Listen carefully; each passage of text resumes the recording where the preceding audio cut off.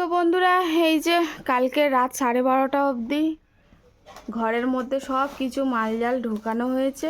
গোছানো গাছানো কিছু নেই, সব লাট করা আছে। এই দেখো, দেখলেই বুঝতে পারো তোমরা। আর এই যে তোমাদের দাদাভাই এখন এই ব্যাগটা সরাচ্ছে বসবে বলে, অবস্থা ভয়াবহ হয়ে আছে, কি আর বলবো। এই যে সব এখানে রাখা আছে, এই যে যেমন তেমন ভাবেই রাখা আছে। তো এখন এসছে এগুলো গোছাতে হবে। তো কাল রাত 12:30 অবধি এইসব চব্য চলেছে, আর ভালো লাগছিল না। এই যে এইটুকু জায়গার মধ্যে আমরা যা হোক করে শোয়া হয়েছিল। এখন হচ্ছে সকাল হয়ে গেছে, আর সকালবেলায় এই যে ভীষণ জোরে খিদে পেয়ে গেছে, কারণ কাল থেকে খাওয়া হয়নি, ঠিক আছে।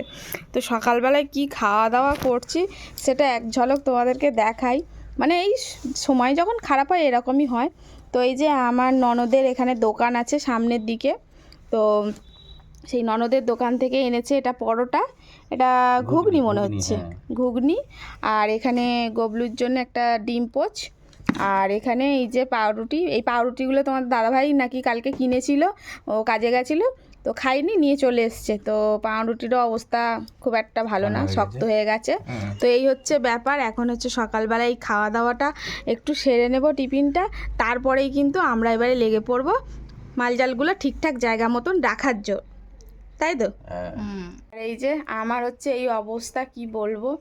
তো ভাবছিলাম ক্যামেরার সামনে আসবো না, কিন্তু আর কি করার, তোমরা যারা আমাকে ভালোবাসো টুকু দিকে এইভাবেই মেনে নেবে। তো কালকে এইভাবেই শুয়ে পড়েছি, আর কি বলবো, এখন না জামা কাপড়ও বার করতে পারছি না যে পরবো। আগে গোছাতে হবে, তারপর। তো সকালবেলায় উঠে শুধু একটু মুখটা ধুয়ে নিয়েছি, কারণ সেই এখন বলি সত্যি কথাটা, তোমরা এখন বলবে দিদি এই কথাটা বলছি, হ্যাঁ বলছি, সবই বলি, এটাও কেন বলবে। ব্রাশও করিনি, কারণ ব্রাশগুলো যে কোথায় আমরা ঢুকিয়ে রেখেছি খুঁজে পাইনি, আঙুল দিয়ে একটু ঘষে নিয়ে এখন এই চলছে। আর মুখ চোখের অবস্থা দেখো কি অবস্থা। তো চলো এখন টিফিনটা করে নিই, তারপরে গোছাতে হবে। আজকে সারাদিন কাজ করতে হবে। তো কালকে 12:30টার পরে না আমার ভাইরা গেছে, আর ওদের যেতেই হতো, কারণ সবাই সন্ন্যাস করে আছে। আর ওদের একটু মানে সন্ন্যাসে ওরা ওই জয়রামপুরে যায়, আর আমিও যাই, কিন্তু এবছরে আমার এত ঝামেলার মধ্যে আমি সন্ন্যাসটা করিনি। কিন্তু এই যে হয়ে গেল, আর কিছু করার নেই। তো চলো এখন টিফিনটা করে নিই। কালকেও পিসির দোকান থেকে খেয়েছি, বুঝলাম। হ্যাঁ, আজকেও পিসির দোকানে খাচ্ছি। হ্যাঁ, ভালোই লাগলো খেতে, খারাপ না। না, পিসি রান্না বান্না করে ভালো। কালকে কি খেয়েছিস? কালকে কি বলতে ওই ঘুগনি মুড়ি ডিম সিদ্ধ নিয়ে এসেছিলো ভাই। আর ফের রাত্রের দিকে আবার দিদিরা মনে হয় দোকান বন্ধ করে দিচ্ছিলো। তারপরে বললাম, আমি বলি মেজদি একটু লুচি ভেজে দেবে রে, বলতে মেজদি বলে হ্যাঁ দেবো দাঁড়া, বলে আবার লুচি নিয়ে আসলো গোটা কতক, আর সাথে হচ্ছে ঘুগনি আর ডিম ভাজা, ওই এনে খাওয়া হয়েছিল। আর খেয়ে মোটামুটি টুলু পাম্পটাকে রেডি করলো, করার পর তারপর ওরা বার হলো। পাম্পটা তো অনেকক্ষণ ধরে জল উঠছিল না, তারপরে সময় দিতে হবে না, নতুন যেহেতু। তো তারপর জল টল তোলার পরে তারপরে ভাই গেল। আর ভাই যাওয়ার সময় খুব কাঁদছে, হ্যাঁ ভীষণ কাঁদছে। দিদি আমি তোকে জঙ্গলে রেখে দিয়ে যাচ্ছি, আমার ভালো লাগছে না, কি অবস্থাতে তুই এখন থাকবি। আমি ঠিক আছে, আবার গোছন গাছন হয়ে না, আমি আজকে যাচ্ছি, আমি কালকে পরশু দিনের ভিতরে ফের আসছি, এরমভাবে থাকা যায় না।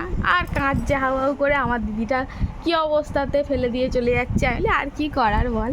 তো এই হচ্ছে ব্যাপার। তো চলো খেয়ে নাও। আর এই যে আমার কিন্তু এই ননদটা ভালোই রান্না করে। তো আগেও মরিদির হাতে রান্না আমরা খেয়েছি, ননদের রান্নাটা খারাপ করে না, ওর হাতে রান্না বান্না ভালো। তো নাও খেয়ে নাও। তো এই আমার এই ননদের সামনে দোকান আছে, তো সব রকমই পাওয়া যায়, পরোটা লুচি মুড়ি ঘুগনি, মানে যে যার টিফিনের দোকান। তো এখন আপাতত এই যে ননদের দোকান থেকেই চালিয়ে দিচ্ছি, কিছু আর করার নেই, এখন করার মতন পরিস্থিতি নেই, আগে গোছাই। আর যেহেতু নিজেদের ননদদের হাতের জিনিস, সেক্ষেত্রে অতটা সেই বাইরের দোকানের মতন মানে ভয় নেই, ঠিক আছে। তো চলো, ঘুগনির কালারটা কিন্তু দেখেই মনে হচ্ছে সুন্দর হয়েছে, ঠিক আছে।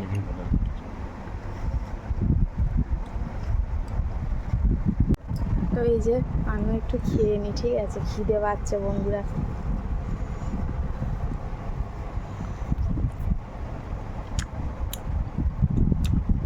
পরোটার কিন্তু স্বাদটা বেশ ভালো আর নরম, আর তরকারির স্বাদটা খুব ভালো। তো চলো বন্ধুরা, এখন ভিডিওটা ছোট ছোট করে দিচ্ছি, সব রকমই প্রবলেম